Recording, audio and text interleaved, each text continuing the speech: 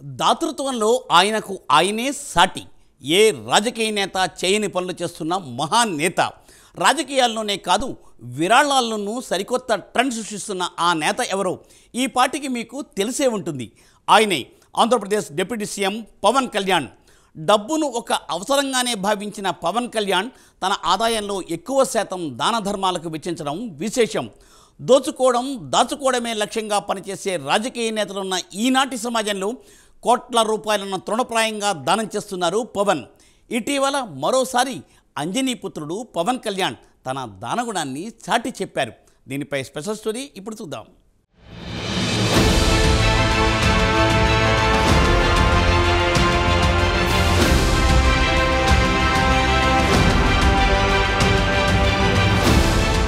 డబ్బు ఉన్న ప్రతి వాడికి దానం చేయాలనిపించదు. దానం చేసే వారికి మాత్రం డబ్బు కావాల్సిందే.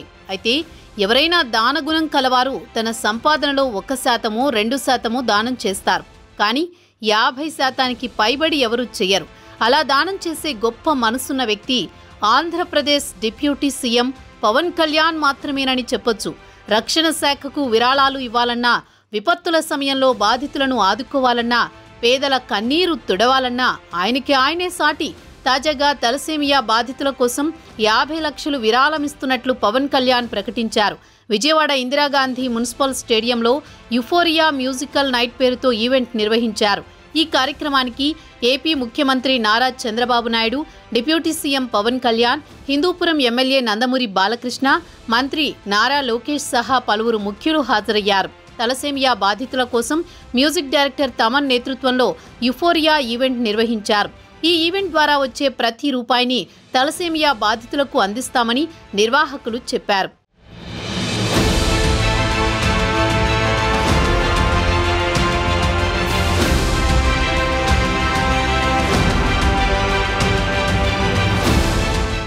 గతంలో పవన్ కళ్యాణ్ చేసిన దానాలు, విరాళాలు చూస్తే పెద్ద జాబితానే తయారు చేయవచ్చు.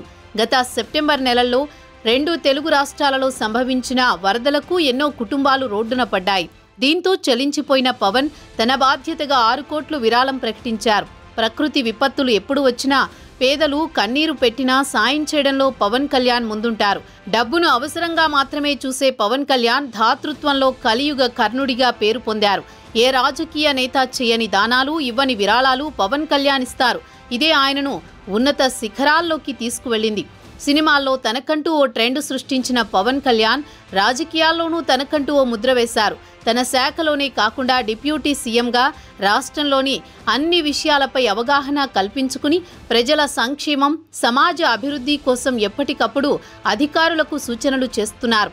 అంతేకాకుండా దాన ధర్మాలలో కూడా తనకంటూ ఓ ట్రెండ్ సృష్టించారు. దోచుకోవడం దాచుకోవడమే లక్ష్యంగా పనిచేసే రాజకీయ నేతలున్న ఈ సమాజంలో కోట్ల రూపాయలను తృణప్రాయంగా దానం చేస్తున్నారు.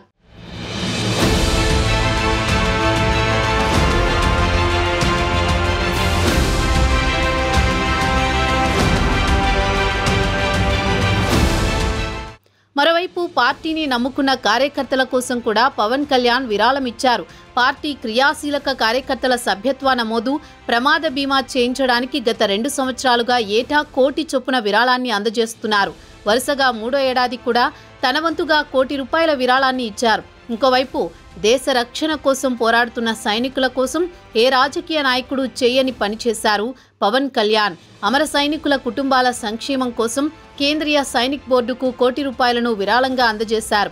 2019 డిసెంబర్లోనే పవన్ కళ్యాణ్ సైనికుల కోసం విరాళమిచ్చారు. ఈ రూపాయి ఎవరికైతే విరాళమిస్తే మనకేంటి అనుకునే రోజుల్లో తనకి రాజకీయంగా ఉపయోగపడని వాళ్లకు కూడా పవన్ కళ్యాణ్ విరాళం ఇవ్వడం అప్పట్లో సంచలనం సృష్టించింది. సర్వత్రా అభినందనలు వెల్లువెత్తాయి. మన రాజకీయ నాయకులకు, సైనిక కుటుంబాలకు సాయం చేయాలనే ఆలోచనే రాదు. అలాంటి విషయాలు తెలియవు.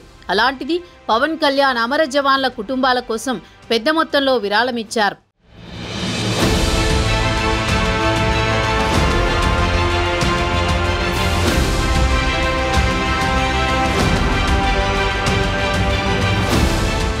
దాతృత్వంలో పవన్ కళ్యాణ్ను దాటి ఎవరూ ముందుకు వెళ్లేందుకు సాహసించరు.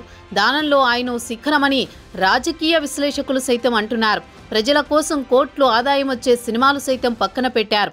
దానం చేయడంలో తన చూడరు. అయితే ఆ సంస్థలు గాని వ్యక్తులు గాని సక్రమమని తెలిస్తేనే ముందుకు అడుగు వేస్తారు. ఇలా తనకి వచ్చిన దాంట్లో ఎక్కువగానే విరాళమిస్తున్న పవన్ కళ్యాణ్ను వర్ణించడానికి మాటలు చాలవు. ఇలాంటి అరుదైన రాజకీయ నేత దొరకడం తెలుగు జాతి అదృష్టంగా భావించాలని పరిశీలకులు చెబుతున్నారు. అతి సామాన్యంగా జీవించే పవన్ కళ్యాణ్ రాజకీయాల్లోనే కాదు నిజ జీవితంలో కూడా ట్రెండ్ సెట్టర్గా మారారు అనడంలో అతిశయోక్తి లేదు.